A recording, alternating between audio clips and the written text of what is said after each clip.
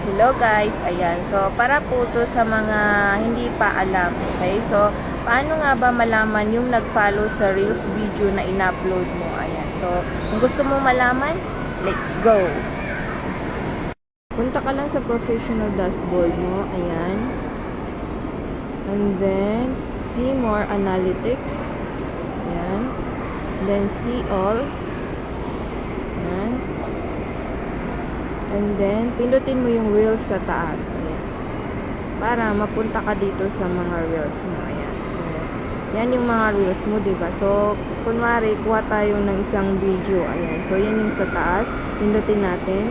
Ayan. And then, may isang followers tayo na dito mismo siya nag-follow sa reels video natin. Ayan. So, may isa tayo dyan. So, hanap pa tayo ng isa. Ayan. So, click natin yan.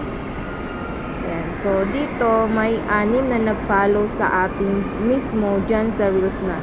So, di ba? Simple lang tingnan kung sino yung nag-follow sa atin sa reels.